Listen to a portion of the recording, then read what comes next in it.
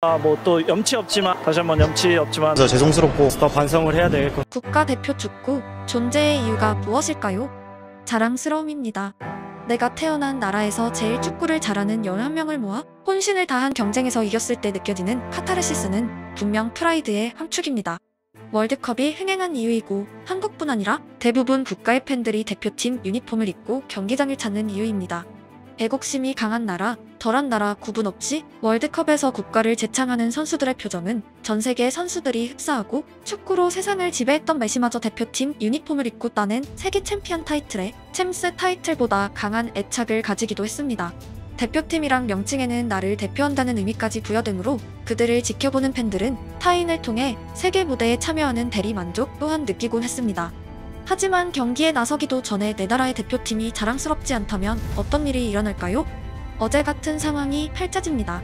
상대를 응원하는 팬들, 보이콧한 팬들, 경기장은 찾았지만 협회의 야유한 팬들, 한 장의 콜라보입니다. 협회는 한 번도 보지 못한 축구 나라를 만들어주셨습니다. 자국을 응원하지 않는 팬들이 어느 때보다 많은 경기였고 오히려 댓글창에서 비겨서 아쉽다, 반드시 이기길 바랬다는 글을 찾아보기가 힘들 정도입니다. 대부분의 팬들은 승리에서 느낄 감격을 압도하는 부끄러움을 이미 한국 축구의 불공정한 시스템에 의해 느꼈기 때문에 축구가 태어난 이후 축구가 가진 본질적인 목표가 상실된 상태에서 팔레스타인전이 치러졌습니다. 상대팀은 전쟁 중인 특수한 상황에서 소속팀도 없는 선수들이 포함된 열악한 환경에서도 월드컵 단골 손님인 한국을 이겼다는 자부심을 챙겨갔으므로 묘한 대조를 이뤘습니다. 이는 승리라는 축구의 본질로 접근했던 일부 선수들과 야유했던 팬들 사이에 오해가 발생한 이유이기도 합니다. 관중석의 팬들은 경기 결과 이상으로 감독 선임권에 목소리를 내고 있었고 축구장은 승부를 겨루는 장을 넘어 거대한 정치판이 되어 있었기 때문입니다. 협회의 문제에 집단적인 목소리로 변화를 촉구하는 것은 분명 축구보단 정치에 가깝고 이 또한 협회 스스로 만든 오늘날 한국의 축구판입니다. 대부분의 국가에서 대표팀 선수들과 팬들은 완전히 동일한 목표를 가지고 경기장에 들어오고 의견 차이가 발생할 조건은 아예 성립이 되지 않았습니다. 축구는 누가 더 많이 넣고 누가 이기냐는 단순한 메커니즘을 가지고 있기에 경기의 목표가 서로 다르긴 쉽지 않지만 협회는 그 어려운 일을 해냈습니다. 나가를 외치고 야유하던 팬들에겐 분명 승리보다 거대한 관심사가 있었고 그 환경 제공자는 우리나라의 축구를 관할하는 최상위 단체입니다.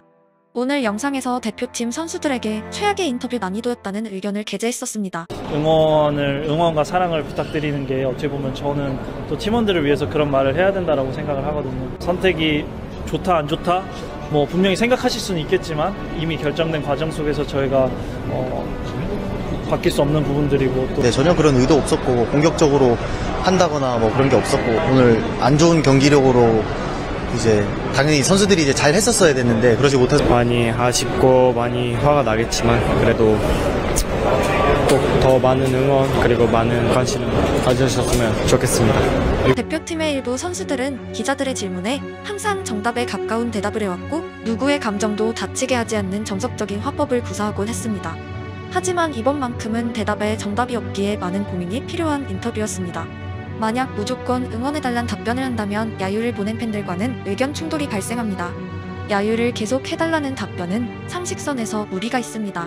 예스와 노 모두가 나쁜 답변이라면 협회처럼 얼렁뚱땅 넘어가거나 인터뷰 도망이 능사였지만 지지난 대표팀 소집에서 특정 선수가 인터뷰를 거절했다고 건방지다는 기사가 적어도 3개 언론사 이상에서 게재되었습니다. 질문의 대답은 보통 예와 아니요 혹은 대답 거절인데 3가지 모두가 특정 대상에겐 충분하지 않다는 것은 축구라는 주제에서 발생하기 어려운 인터뷰 난이도입니다. 사실 정치권에 그런 종류의 질문이 가득합니다. 어떤 대답을 하더라도 특정층의 공격을 받을 수밖에 없는 상황에서입니다. 애초에 야유를 받는 대상은 협회였으므로 사실 질문이 선수들에게 던져지는 자체가 넌센스였습니다. 협회와 감독이 빠져나간 프레스센터에서 선수들이 그곳에 배치되었다는 것은 사실상 협회가 자신들의 변호를 선수 입을 통해 하기 위한 장치이기 때문입니다. 만약 감독 선임권에 반대하는 목소리를 냈다면 일부 팬들에겐 세계적인 스타가 되더니 자국 감독을 무시하고 거만하다는 비판, 그 선수가 원팀을 만드는 데 방해가 되고 있다는 의견이 분명 제기됩니다. 특히 협회 쪽의 호의적인 언론에 의해서입니다. 감독 선임권에 조용한 사람들과 선임에 반대한 선수들을 갈라치고 파벌 싸움을 만들어내는 것 또한 우리가 익히 봐온 장면들입니다. 스타 선수 팬과 스타 선수 팬이 싸운다면 순간적으로 협회와 감독을 향한 비판 목소리는 일순간 사라지기에 협회 입장에선 좋은 시나리오일지도 모릅니다. 아시안컵에서 정몽규 사퇴와 관련한 목소리는 정확히 내부 문제 기사가 나온 이후 사라졌습니다. 감독 선임권에 찬성했다면 당연히 홍명보 선임을 비판하는 목소리와는 대립하게 됩니다. 결국 선수들이 할 수 있는 대답은 죄송합니다. 염치 없습니다 정도입니다. 조금이라도 덜 사과한 선수, 자기 의견을 말한 선수, 야유의 주체를 오해한 선수들은 예상대로 비판하는 목소리에 직면해 있습니다. 감독 선임의 1%의 권한도 없는 선수들이 대역죄인의 모션을 취하고 무조건 죄송하다 빌어야만 조용히 오만전을 준비할 수 있는 코미디입니다. 평소에는 문제되지 않을 작은 씨앗도 불난집 앞에서는 불이 옮겨붙곤 합니다. 축구 선수가 팬들에게 응원을 부탁한다고 말해서 비판받는다는 것은 세계 축구사에 흔치 않은 진풍경입니다. 축구 팬들이 자기 돈을 내고 축구장을 찾았는데 다른 팬들에게 비판받는 것도 어디서도 볼 수 없던 이상 현상입니다. 두 주제는 협회가 만들어낸 한국 축구의 현재가 어느 정도로 풍비박산이 났는지 여실히 보여주는 사례입니다. 정상적인 국가였다면 경기장에 가는 관중들은 입장료를 통해 협회에 매출을 남기고 국가 축구의 운영에 직접적인 도움을 주므로 박수받는 대상입니다. 한국에선 대표팀 경기장을 찾았다고 욕을 먹는 것은 제발 영어로 번역되지 않았으면 합니다. 부끄럽기 때문입니다. 반대로 비판하는 사람들이 정말 잘못됐다고 주장하기도 어려운 이유는 그들 또한 축구를 사랑하는 마음에서 보이콧이란 방법을 택했고 그게 더 한국 축구의 발전에 도움이 된다고 판단했기 때문입니다. 정말 축구에 관심 없는 사람들은 경기장에 가고 말고 큰 의미를 부여하지 않습니다. 결국 축구장을 간 사람들, 보이콧한 사람들, 동일하게 한국 축구의 성장을 이끌어왔던 팬들이지만 협회가 만든 문제 앞에서 서로의 방법이 달랐기 때문에 대립이 발생했습니다. 다들 더 잘 살아보자고 정치를 시작하지만 생각의 차이, 방법의 차이가 발생하면 정치에 관심 없는 사람들보다 자기들끼리 가장 크게 싸우곤 합니다. 축구가 정치를 닮아간다고 거듭 말한 이유입니다.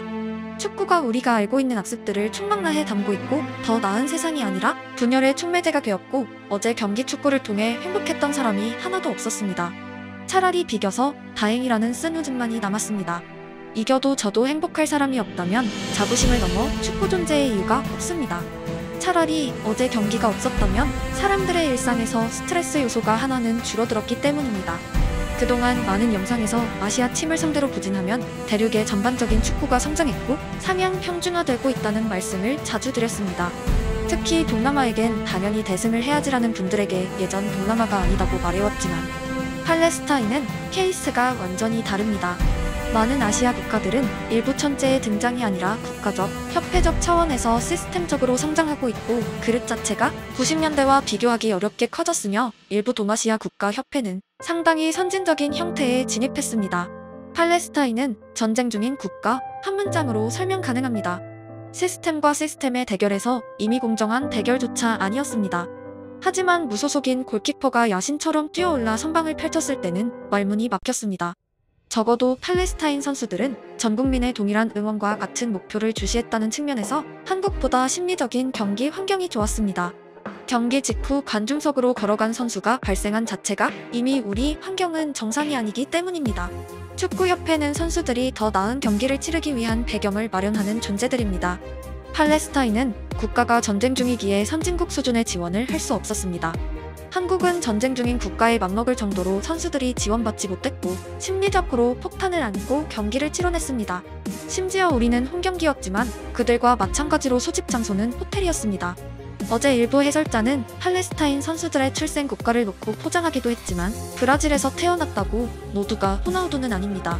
그들의 소속팀은 발라타, 코킴보, 야타 하사니아, 알코즈, 무소속 등이었고 태어난 나라는 하등 상관이 없습니다. 어제 패배의 이유를 상대의 강함에서 찾으려 한다면 그 자체가 축구팬 입장에서 모욕적입니다. 무조건 우리가 못했고 우리가 변해야 합니다.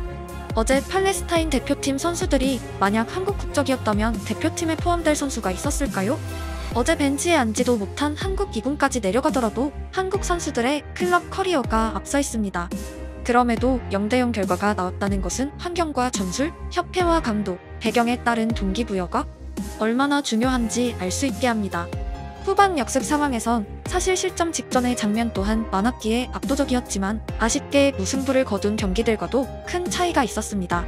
냉정하게 말해 저도 이상할 게 없는 경기였습니다. 영상의 주제는 결국 자랑스러움입니다. 그 감정은 어디에서 오는 것일지 본질적인 접근이 필요합니다. 단지 이겼다고 내 나라의 축구가 자랑스럽지는 않습니다. 정상적인 시스템과 공정한 경쟁, 과정과 결과의 시너지, 일상생활을 영위하는 우리들에게도 전해지는 동기부여, 그리고 순수한 감정의 제공? 그런 스토리들이 국가대표팀의 자부심을 만들었습니다. 비겨도 그만인 대표팀이 아닌 대부분의 팬들이 동일하게 승리만을 외치는 한국 축구로 돌아가길 간절히 기원합니다.